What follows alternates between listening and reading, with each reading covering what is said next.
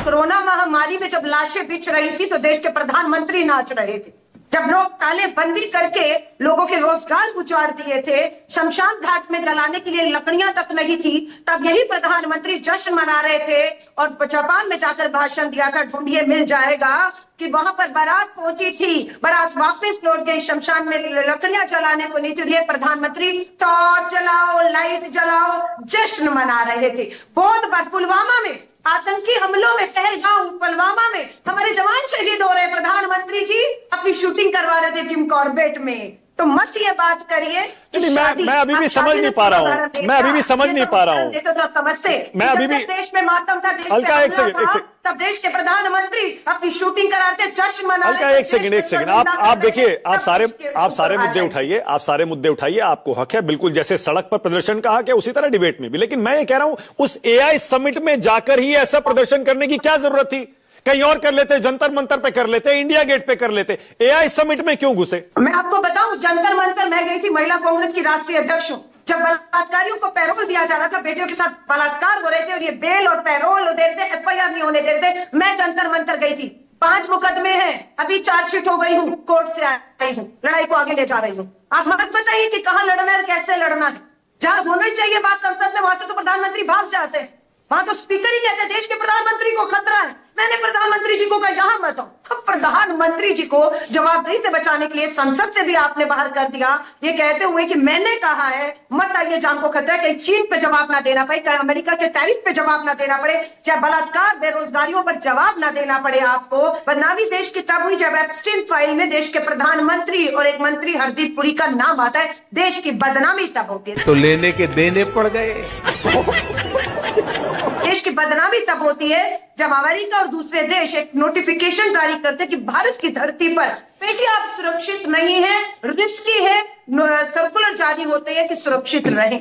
देश की बदनामी तब होती है जब देश का प्रधानमंत्री देश की सुरक्षा के मुद्दों पर संसद छोड़कर भाग जाते हैं, और देश की बदनामी तब होती है लोकतंत्र पे हमला, जब एक पूर्व सेना के प्रमुख की किताब को इस लोकतंत्र में जो है वो आगे नहीं आने दिया जाता। देश की बदनामी तब होती है जब अमेरिका के दबाव में बार बार उन पर यह कहा जाता है कि हमने सीज पार कराया, टैरिफ की ट्रेड की शर्तों पर कराया। तब बदनामी होती है कि ये देश कमजोर नहीं है, ये देश कमजोर नहीं है, ये देश की छवि को कमजोर किया जा रहा है। प्रधानमंत्री नरेंद्र मोदी जी हमले पर हमला हमारे देश पर हो रहा है। हम मातम मना रहे कि देश में बेरोजगारी के मुद्दे पर संसद सत्र खत्म हो गया, लेकिन बजट पेश हो गया, लेकिन एक बार भी चर्चा इस देश के युवाओं के भविष्य बेरोजगार को लेकर नहीं हुई है, एक बार भी। अच्छा अलका, कांग्रेस का स्टैंड क्या है? कांग्रेस का स्टैंड इस पर क्या है? आप इस प्रदर्शन के साथ खड़े हैं, यूथ कांग्रेस के साथ खड़े हैं, या आप कह रहे हैं लड़कों से गलती हो गई? देखिए, किसानों ने भी आंदोलन और प्रदर्शन किए। हम कोई भी प्रदर्शन जो संविधान लोकतंत्र के तहत होगा, हिंसक नहीं होगा, सत्य के रास्ते पर होगा, हम उसके समर्थक हैं, हम इसके भी समर्थक हैं। कोई हिंसा नहीं हुई, लोकतांत्रिक तरीकों से, अपने तरीकों से उन्होंने एक चीज को रखा है, लेकिन जो सवाल खड़े हैं उससे भाग भाजपा नहीं सकती, चाहे वो संसद हो, चाहे वो सड़क हो। डॉक्टर अजय आलोक, ये बताइए, अभी 2 दिन पहले ही गलगोटिया यूनिवर्सिटी चीन से एक रोबो डॉग मंगाकर उसको अपना रोबो डॉग बताकर पेश करती है उसी एआई समिट में, जिससे पूरी दुनिया के मीडिया में छाया जाता है भैया ये देखिए ये क्या हो रहा है, इंडियन यूनिवर्सिटी है, एक प्राइवेट यूनिवर्सिटी, वो क्या कर रही है। उससे बदनामी नहीं हुई थी अजय? मैं बिल्कुल मानता हुई थी, इसीलिए भारत सरकार ने तुरंत गलगोटिया यूनिवर्सिटी को समिट से निकाल दिया बाहर, उनका जगह स्पेस कैंसिल कर दिया। अच्छा किया, बहुत अच्छा किया। वो एक्सप्लेनेशन देते रहे, लेकिन बिजली काट दी गई उनकी, तुरंत इमीडिएट एक्शन हुआ। हर वो चीज देखिए, यहां पे कांग्रेस बीजेपी की बात नहीं है मानक, राजनीतिक लड़ाई है लड़ने के लिए और भी जगह, चुनाव में तो लड़ नहीं पाते हैं, हर जगह हार जाते हैं, डबल डिजिट में नहीं आते हैं। बिहार देख लीजिए, एग्जाम्पल है। आप चुनाव नहीं लड़ सकेंगे तो आप देश से लड़ेंगे। अच्छा अजय, नहीं, एक सेकंड, ये राहुल गांधी जी पहले तो विदेशों में जाके शिकायत करते थे, उस पे आ जाइएगा। अब ये नंगा भौंडा प्रदर्शन आपने बड़ी आसानी से कह दिया, आपने उनका बिजली काट दी, उनको निकाल दिया, ये वो कर दिया, ठीक है वो किया, लेकिन अजय ऐसा सिस्टम, एआई समिट इतनी बड़ी अगर समिट थी तो उसमें जो पार्टिसिपेंट्स आ रहे हैं और वो क्या पेश कर रहे हैं उसकी किसी ने चेकिंग नहीं की? चीन से मंगा के रोबोडॉग और आप उसे अपना बना के उस एआई समिट में दिखा रहे हैं दुनिया के सामने। वो बदनामी हुई किसकी वजह से हुई? कौन था जिम्मेदार? क्या आयोजक उसके लिए जिम्मेदार नहीं थे? गलगोटिया यूनिवर्सिटी एक प्राइवेट यूनिवर्सिटी है, इसका निर्माण भी उद्घाटन भी सब कांग्रेसियों और अखिलेश यादव ने किया था, हमने नहीं किया था। ठीक है, लेकिन इसका क्या कांग्रेस के नंगापन से इसका कोई संबंध हो सकता है क्या? बिल्कुल नहीं, नंगाई की गई है, बिल्कुल विशुद्ध रूप में इसको नंगाई कहते हैं। अरे मुद्दे हैं तो आओ ना मुद्दों पे। ये तो आप मानेंगे कड़वाहट दोनों तरफ से बढ़ती जा रही है, सीमाएं दोनों तरफ से लांगी जा रही हैं। बताइए, वो एक करनी सेना का नेता जो संभागीय प्रवक्ता है, वो कह रहा है गोली मार देंगे राहुल गांधी को, 25 सांसदों को। ओम बिरला से बदतमीजी कर दी। एक बात, करनी सेना का मैं प्रवक्ता नहीं हूं। करनी सेना के लोग किस तरह के पहले भी बयान दे चुके हैं, उन पे एक्शन हुआ है कि नहीं, इसका पूरा ट्रैक रिकॉर्ड ले लीजिए। जहां जहां हमारी सरकारें रही हैं, करनी सेना पे अच्छा एक्शन भी हुआ है। एक सवाल, कांग्रेस एंटी नेशनल पार्टी हो चुकी है। अजय, एंटी नेशनल पार्टी यही मसला है, हमारी करवाहट हो सकती है। यही मसला है। कांग्रेस को बीजेपी से करवाहट, एक मिनट माना खत्म कर लूं। कांग्रेस को बीजेपी से करवाहट हो सकती है, मोदी से नफरत हो सकती है, मैं एकदम इसको डिनाई नहीं करता हूं, जो कि है भी। लेकिन साथ में अपने देश से कड़वाहट क्यों? अपने देश से नफरत क्यों? ये एआई समिट भारत का समिट था, ये कोई बीजेपी का समिट नहीं था। बिल्कुल सही है। लेकिन कांग्रेस पार्टी कह रही है, जो किरेन रिजिजू कह रहे हैं राहुल गांधी देश के लिए खतरा है, और ये जो करनी सेना का प्रवक्ता कह रहा है, ये सब मिला हुआ है, ये साजिश है आपकी। आप गोडसे वाला माहौल बना रहे हैं, जो गांधी जी के साथ हुआ था राहुल के लिए, आप वही माहौल बना रहे हैं देश में। पहली बात, महात्मा गांधी और राहुल गांधी जी दोनों में कोई समानता नहीं है, इसलिए कंपेयर मत कीजिए कृपया करके, ठीक है ना? कोई समानता नहीं है दूर दूर तक। एक आकाश है तो दूसरा पाताल है, धरती भी नहीं है। तो कृपया करके महात्मा गांधी जी को इज्जत में थोड़ा बढ़िया से रखिए, किसी अरे गहरे नथु खैरे के साथ कंपेयर करने की जरूरत नहीं है। कंट्रोल। दूसरी बात, किरण रिजिजू ने गलत क्या कहा कि राहुल देश के लिए खतरा बनते जा रहे हैं? लेकिन ऐसे मत बोलिए। एंटी नेशनल, एक मिनट, एंटी नेशनल काम क्या होता है? जितना बोलेंगे उतना इंटेलेक्चुअल एंटी नेशनल काम क्या होता राहुल गांधी है? आप बोलिए, आप AK-47 तो चलाएंगे नहीं, आप बम तो फेंकेंगे नहीं। अच्छा, इसका मतलब आप खुलकर कह रहे हैं राहुल गांधी एंटी नेशनल है, कांग्रेस पार्टी एंटी नेशनल है, ये अब आपकी पार्टी का स्टैंड हो गया है?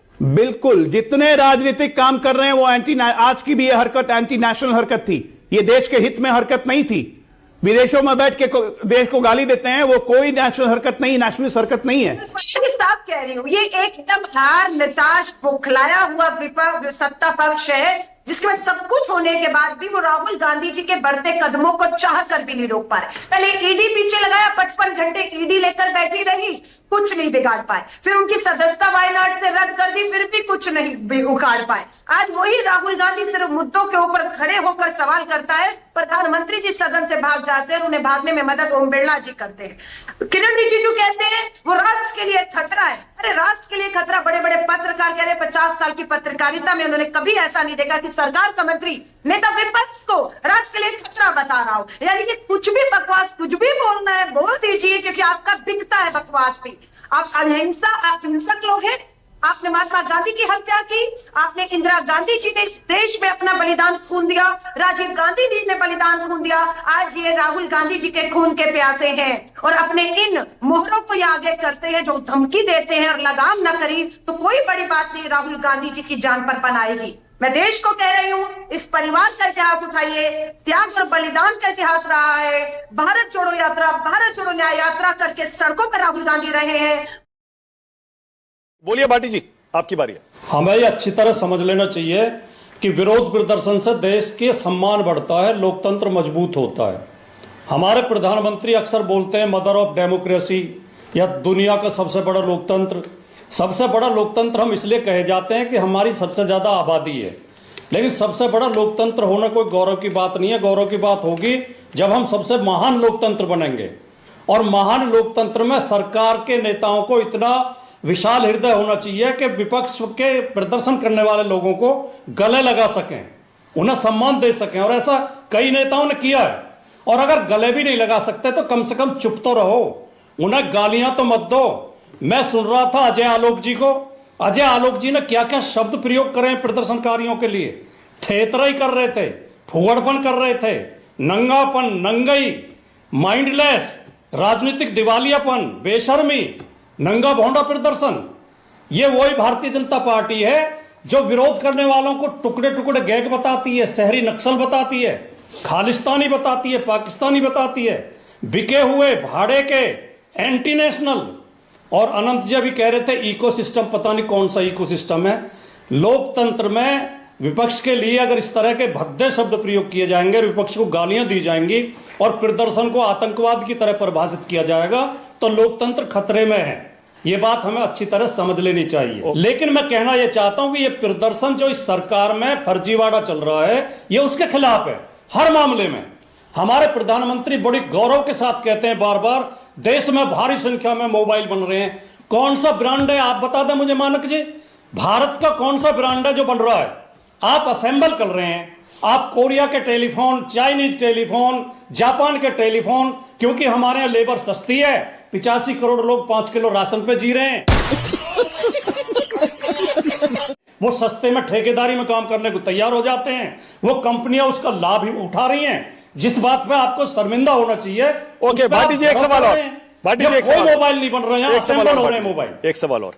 अब पवन खेड़ा, कांग्रेस पार्टी के बड़े नेता कह रहे हैं राहुल गांधी के खिलाफ ऐसा माहौल बनाया जा रहा है देश में। किरेन रिजिजू बोलते हैं, और वही अजय आलोक भी कह रहे थे, एंटी नेशनल है, देश की सुरक्षा के लिए खतरा है। उसके बाद करणी सेना का एक कार्यकर्ता बोलता है उनको गोली मार देनी चाहिए। बात है, क्या सही है? क्या आपको भी लगता है माहौल बनाया जा रहा है? मानक जी, बहुत ही गंभीर बात है और बहुत ही शर्मिंदगी की बात है, और हिम्मत हो ही नहीं सकती बिना सत्ता के संरक्षण के कि कोई आदमी इस तरह बयान दे दे, वीडियो जारी कर दे कि मैं राहुल विपक्ष के नेता को और 25 सांसदों को गोली मार दूंगा।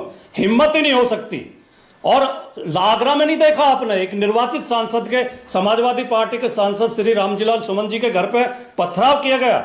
ये सत्ता संरक्षित गुंडे हैं। और जो अभी कह रहे थे कि ये बहुत खतरा है, राहुल गांधी से खतरा है, राहुल गांधी से खतरा है, ये बात सही है, क्योंकि जब अनपढ़ और अशिक्षित लोग और नासमझ लोग कुर्सी पर बैठे होते हैं तो समझदार और विद्वान और पढ़े लिखे लोगों से उन्हें खतरा होता ही है। पर्सनल मत बोलिए, राहुल आप भी पर्सनल मत बोलिए। खतरा है, ठीक कह रहे हैं। ये क्यों पर्सनल बोल रहे हैं आप? नहीं, मैं फिर पढ़ाई लिखाई की बात आएगी तो और भी विपक्ष के बहुत सारे नेता उसमें आ जाएंगे। और वो आप तो ऐसे कह रहे हैं जैसे विपक्ष के सारे नेता पढ़े लिखे हैं। आप तो ऐसे कह रहे हैं भाटी जी, विपक्ष के सारे नेता पढ़े लिखे हैं, खूब पढ़े लिखे हैं।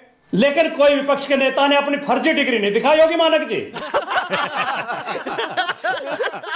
जो विपक्ष का नेता 8वीं पास है वो गर्व से कहता होगा कि मैं केवल 8वीं तक पढ़ा हूं, मेरे माता पिता मुझे पढ़ा नहीं पाए। अच्छा भाटी जी, एक सवाल और। फर्जी डिग्री छपवा, ठीक है, एक सवाल और भाटी जी, एक सवाल और। आपने अभी कहा कि लोकतंत्र में तो भैया मजबूती होती है जब कोई विपक्ष ऐसा प्रदर्शन करता है तो अच्छा लगेगा जब, क्योंकि यहां तो पूरे दुनिया का मीडिया आया हुआ है, electronic media, print media, content creators. अच्छा लगेगा वो सारे के सारे अपने सोशल मीडिया पे, अपने अखबारों में, अपने टीवी चैनलों पे ये चलाएंगे। ये देखिए, हम वहां गए थे समिट कवर करने और वहां ये देखिए शर्टलेस टी शर्ट उतार उतार के प्रदर्शन हो रहे हैं।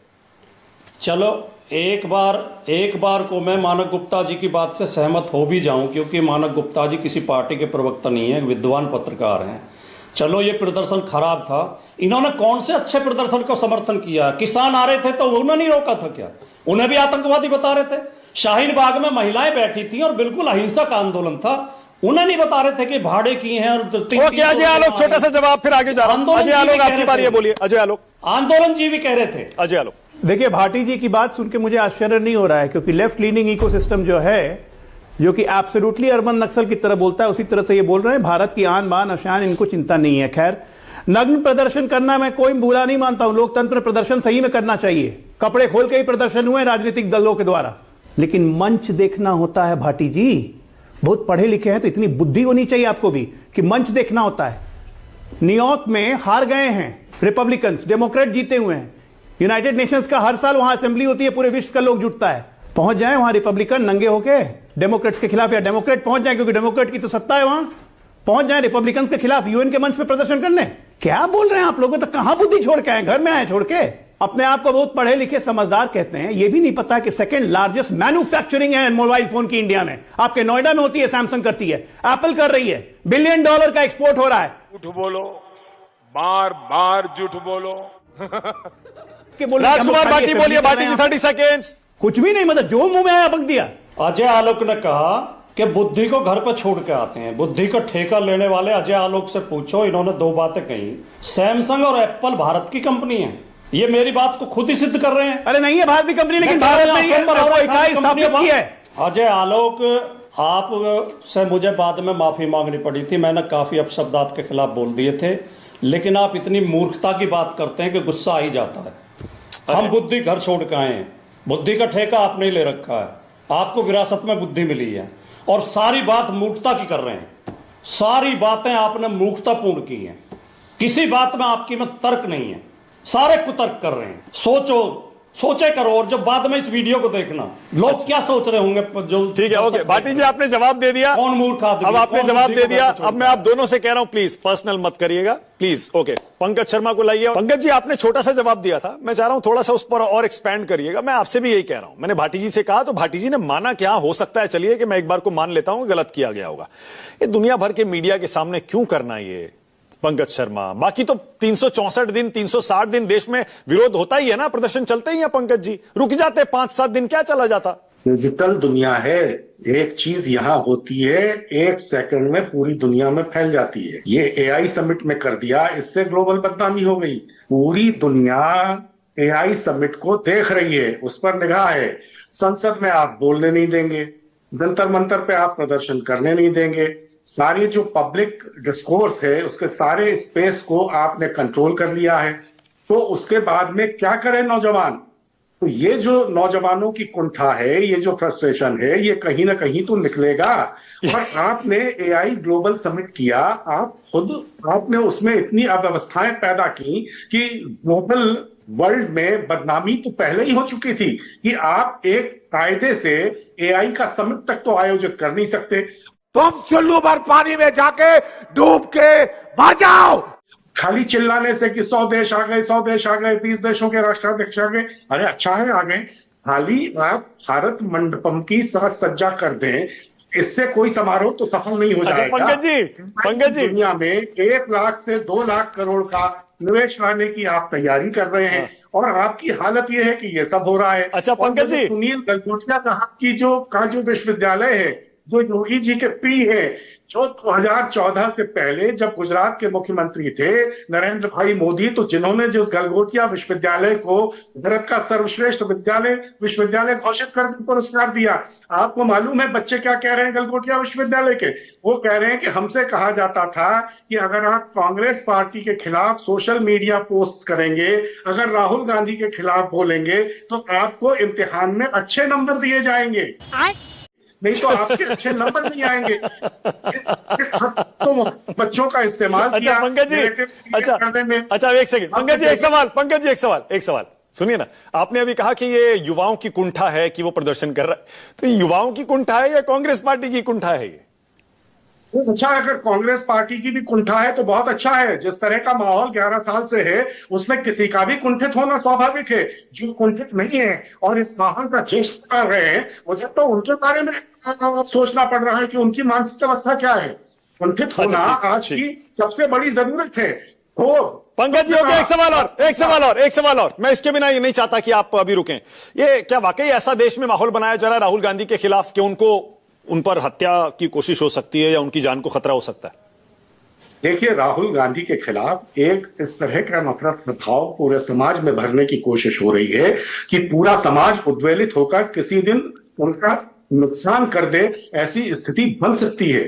ये जिस तरह का नफरत फैलाई जा रही है, जिस तरह से हर रोज, अरे भाई विपक्ष के नेता हैं, आप कह रहे हैं देश के दुश्मन हैं, देश को उनसे खतरा है। विपक्ष में, लोकतंत्र में प्रतिपक्ष के नेता से देश को खतरा है। झूठ है